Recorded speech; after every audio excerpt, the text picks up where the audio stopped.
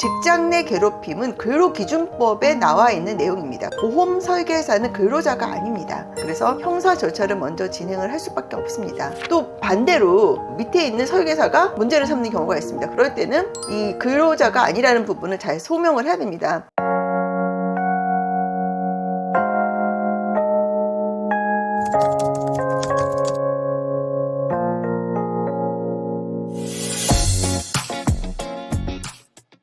안녕하세요, 최혜원 변호사입니다. 오늘은 보험 설계사가 직장 내 괴롭힘을 받았을 때 어떻게 해야 되냐, 이 부분에 대해서 설명을 해드리겠습니다. 그래서 첫 번째는 보험 설계사 입장입니다. 먼저 보험 설계사가 직장 내 괴롭힘을 당했다고 생각을 해서 노동청에 진정을 넣는 경우가 있는데 정답은 노입니다. 물론 예외는 있습니다. 예외는 조금 이따 설명드리고요. 왜 노이냐면 직장 내 괴롭힘은 근로기준법에 나와 있는 내용입니다. 그렇기 때문에 근로자만이 수범자이고 보험 설계사는 근로자가 아닙니다. 그렇기 때문에 직장 내 괴롭힘을 당했다고 해가지고 노동청에 진정을 해도 바로 노동청에서 우리는 이 사건을 받을 수 없니다 하고 각하 처리를 합니다. 그렇기 때문에 보험 설계사는 직장 내 괴롭힘을 당했다고 생각될 때 노동청을 찾아가시는 것은 도움이 안 됩니다. 아까 말한 예외는 보험 설계사 중에서도 근로자성이 인정되는 보험 설계사가 있습니다. 대표적인 게 TMR인데 모든 TMR, 텔레마케터가 근로자가 인정되는 건 아닙니다. TMR 중에서 아주 예외적인 경우 근로자성이 인정될 수 있는데 이런 경우는 근로기준법이 적용되기 때문에 직장 내 괴롭힘 대상이 될 수 있습니다. 그러면 근로기준법도 적용 안 되고 노동청의 진정도 안 된다. 그럼 어떻게 해야 되냐? 두 가지 방법이 있는 것 같습니다. 하나는 개별 사건을 가해자를 상대로 형사소송이나 민사소송하는 겁니다.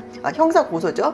직장 내 괴롭힘 같은 경우는 주로 협박, 공갈, 강요 이런 게 많거든요. 형사상으로. 그러니까 그런 범죄로 고소를 하셔야 됩니다. 아니면은 이 직장 내 괴롭힘을 해서 내가 정신적 피해를 받았다 내지는 어떤 손해를 받았다고 민사소송을 해야 되는데 사실 민사소송으로 직장 내 괴롭힘을 가지고 민사소송하는 건 되게 어려운 일이고요. 설사 인정된다 그래도 그 피해 금액이 크지 않습니다. 그래서 형사 절차를 먼저 진행을 할 수밖에 없습니다. 또 한 가지 방법은 인권위원회 이런 데를 가는 건데 이 부분도 그냥 직장 내 괴롭힘이다 신고가 내가 안 됐다 그래서 인권위에 바로 간다 그런다고 해서 인권위에서 이걸 인권 침해다 바로 인정해 주는 건 아니고요. 그 내용을 소상히 잘 설명을 해가지고 인권위원회 같은 데를 가면은 판단을 받아 보실 수는 있습니다. 다만 인권위에 간다 그래서 모두 다 직장 내 괴롭힘으로 인정되는 건 아닐 거고요. 진짜 인권을 침해받는 그런 행위가 있었다면 직장 내 괴롭힘으로 인정을 받을 것입니다.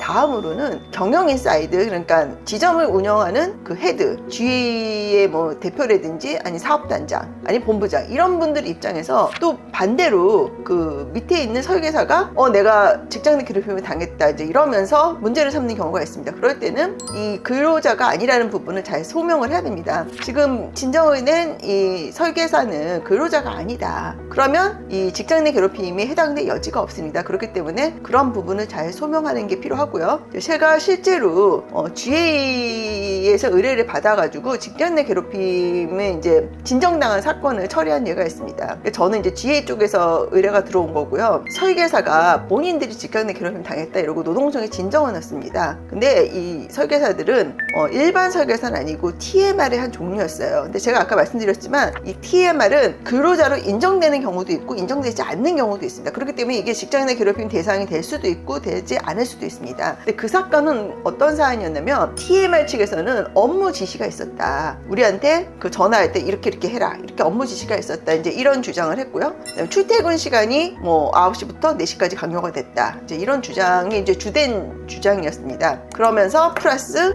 상위자가 이제 관리자, 매니저가 어떤 사유로 우리를 괴롭혔다. 이제 이렇게 진정이 들어간 겁니다. 노동청에 진정이 들어갔는데 이제 저는 이제 GA 쪽에 의뢰를 받았는데 이제 제가 보니까 이 TMR들은 근로자가 아니에요. 왜 아니냐면 9시부터 4시까지 근무를 하겠다 이것도 이분들이 하는 업무가 전화잖아요. 전화로 이렇게 고객을 설득하는 일인데 고객이 이분들이 개인 고객을 상대하는 게 아니고 이렇게 법인 영업 같은 걸 한 거예요. 그렇기 때문에 법인 영업을 회사에다 전화를 해야 되는데 회사는 근무 시간 자체가 9시부터 6시까지입니다. 그러니까 회사 근무 시간에 맞게 이분들이 전화를 한 거고 이거는 출퇴근 강요하고는 전혀 관련이 없는다는 점. 그 다음에 이분들이 9시부터 4시까지로 출퇴근 시간이 정해진 것도 본인들이 편한 시간이 9시부터 4시까지다. 왜냐면 이분들이 4시 이후엔 딴 일을 하고 싶었어요. 그렇기 때문에 우린 4시까지만 근무하겠다 하고 출퇴근 시간도 그 TMR들이 스스로 정한 겁니다. 그리고 이분들이 무슨 늦게 왔다 그래서 제재를 받고 이런 적은 없었어요. 이제 늦게 오면은 아무래도 그 DB 자체를 좀 적게 받게 됩니다. 근데 이거에 제재다 이런 주장을 하지만 그게 아니죠. 왜냐면은 DB는 하루에 배포되는 숫자가 정해져 있는데 늦게 온 사람한테는 숫자를 적게 줄 수밖에 없습니다. 이제 그런 사실을 제가 잘 소명을 했고요. 또 하나는